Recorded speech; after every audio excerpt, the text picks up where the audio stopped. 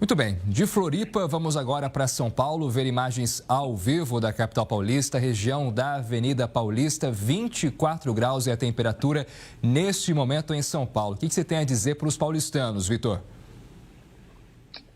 Olha, adianta, aqui para a cidade de São Paulo a notícia já é um pouquinho melhor, vocês conseguem ver esse céu um pouco mais aberto, não tem previsão de chuva ao longo de todo esse feriado aqui na cidade de São Paulo. As temperaturas permanecem um pouco mais elevadas, com máximas ali na faixa dos seus 26, 27 graus, dia bastante agradável. As instabilidades voltam a ganhar força aqui sobre a cidade de São Paulo só a partir do fim de semana, mais especificamente a partir da tarde deste sábado.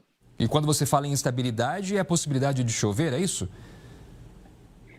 Exatamente, então não há expectativa de uma chuva forte, viu, Jonathan? Essa frente fria que vai se locomover ali sobre a região sul vai alcançar a altura aqui do sudeste. Ela vai levar um pouquinho de umidade aqui para a cidade de São Paulo, leste paulista, litoral também e região sul do estado de São Paulo, condicionando justamente a formação de nebulosidade e também em alguns pontos a ocorrência de pancadas de chuva. É isso. Importante também ficar de olho nos termômetros, né, Vitor? Porque isso pode impactar nas temperaturas e muita gente que está ainda se deslocando para São Paulo quer saber se carrega uma blusa a mais, um casaco a mais para depois não passar frio. É sempre importante, viu, Jonathan? Principalmente porque essa época do ano temos bastante variação térmica ao longo do dia. Então, amanhecer e anoitecer seguem um pouco mais frios, demandando aí certa blusa, certo casaco ali ao longo desses períodos, mas durante o dia o sol aparece, ele volta a predominar, conduzindo novamente o aumento das temperaturas. Muito bem, vamos agora para Belo Horizonte ver imagens ao vivo da capital mineira. Por lá, 24 graus de temperatura, mesma temperatura de São Paulo, ou seja, um clima bastante agradável também para curtir esse feriadão. O que você fala para os mineiros, Vitor? Além do tempo mais ameno, tem possibilidade de chuva por lá ou não?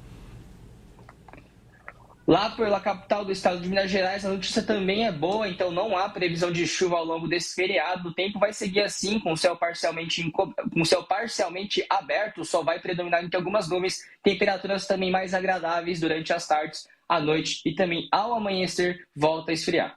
Eu sei que muita gente está na expectativa para a gente mostrar imagens do Rio de Janeiro. Claro, a gente está na expectativa de ver muita gente na praia. Daqui a pouco a gente vai para lá. Agora, eu queria muito que você trouxesse para nós, Vitor, se há algum destaque para alguma outra região. A gente não falou do Nordeste, por exemplo, região Norte. O que se aponta para essas regiões do país?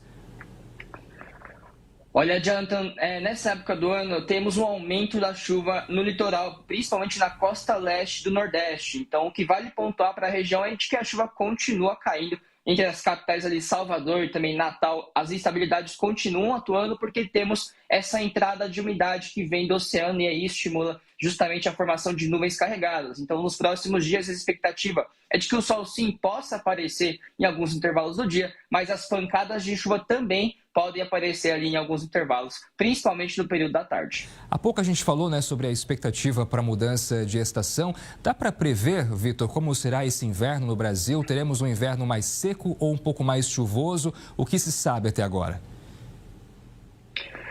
Olha, Jonathan, a boa notícia é que depois de 2 anos com um inverno bastante quente, bastante seco, tivemos ali seca severa e também extrema em alguns pontos do país ao longo de muitos meses nos últimos 2 anos. Então, a boa notícia para esse inverno de 2025 é de que finalmente a gente vai ter um inverno com cara de inverno. Então, são sim esperados dias quentes, picos de calor, principalmente ali entre as regiões centro-oeste, interior da região nordeste, mas a boa notícia é que principalmente aqui para o centro-sul, novamente teremos dias frios.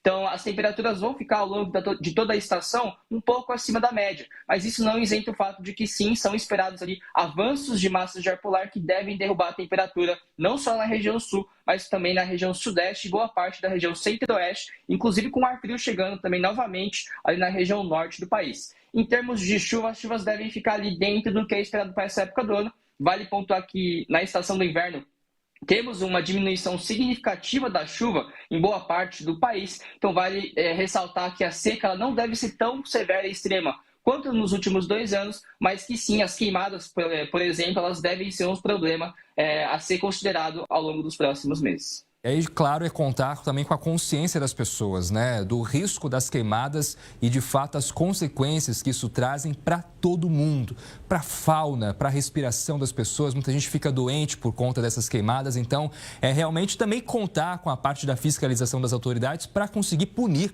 pessoas que insistem nessa prática criminosa.